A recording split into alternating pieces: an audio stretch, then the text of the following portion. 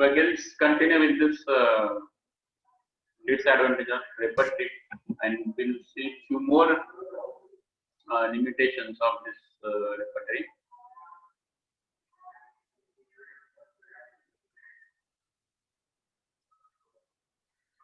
Now we have finished with just near about all limitations about the repertory.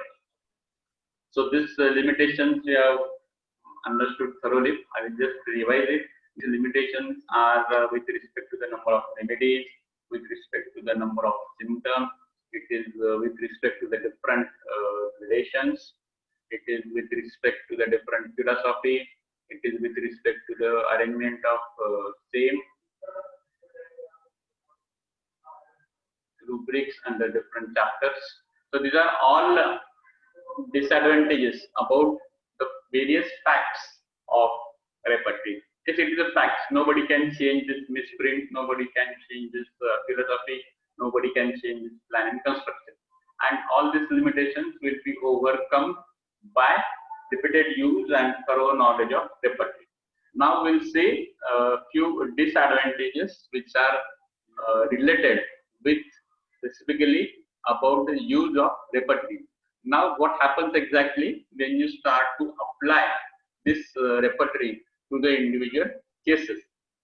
So the first disadvantage about the use of repertory is that there are different methods of repertorization.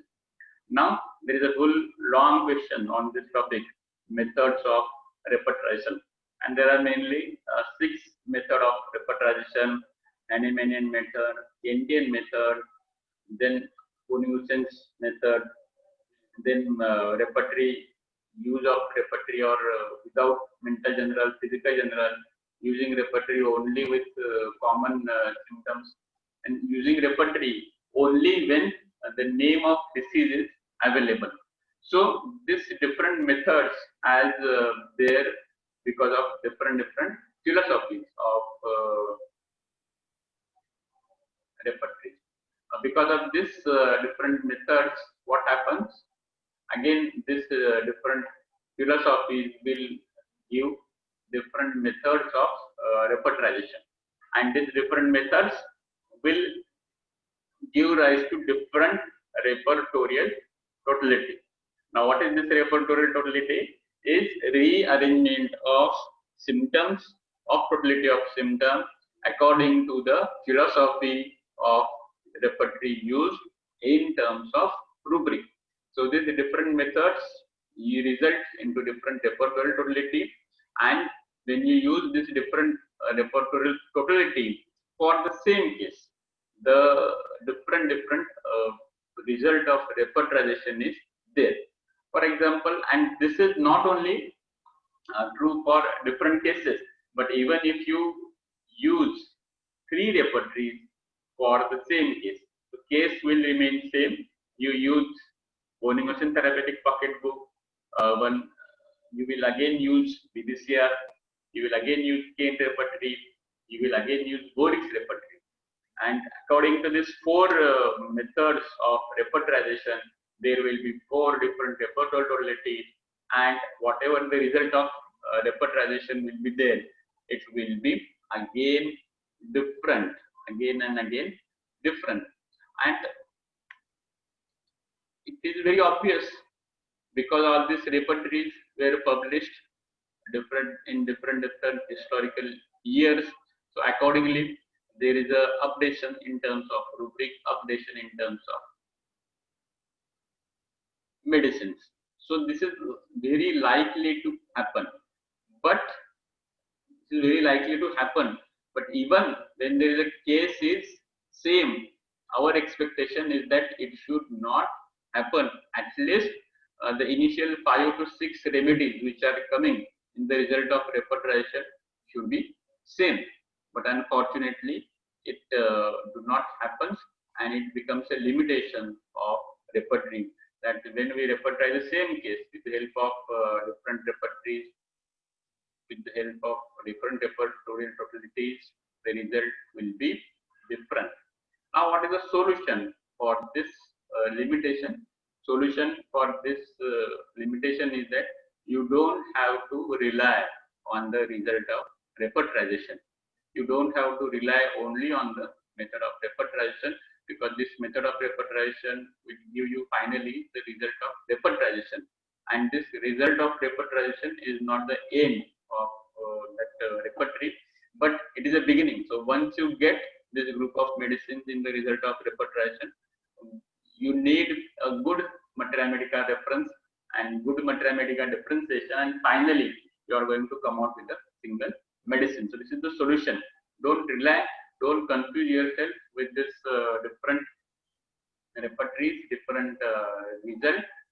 Ultimately, the final medicine will be selected on the basis of your own judgment, your own comparison of materia medica, and that is a solution.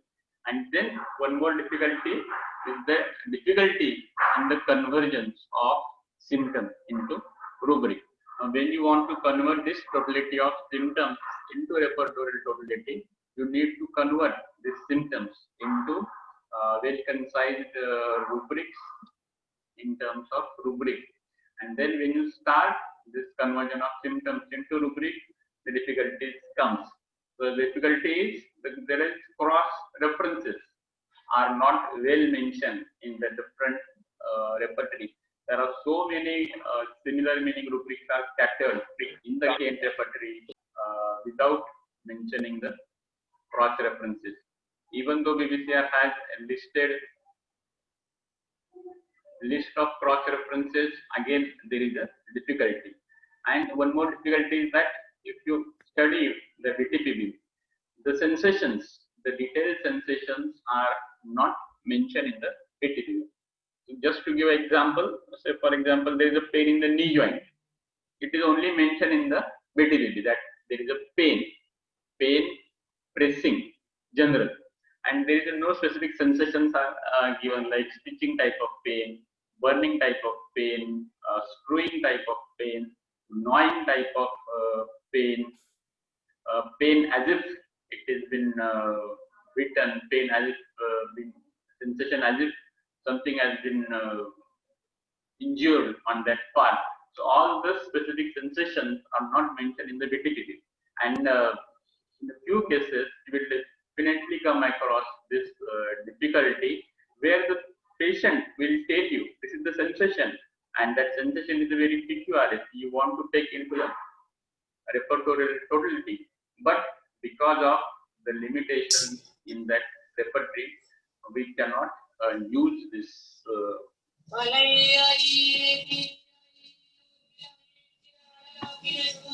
these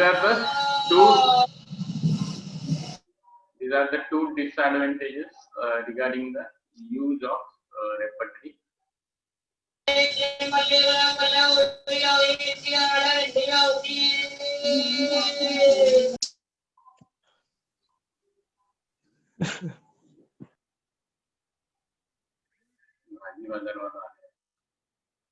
Okay, so we'll see one more slide, which is with respect to the about use of repertory. Should we stop?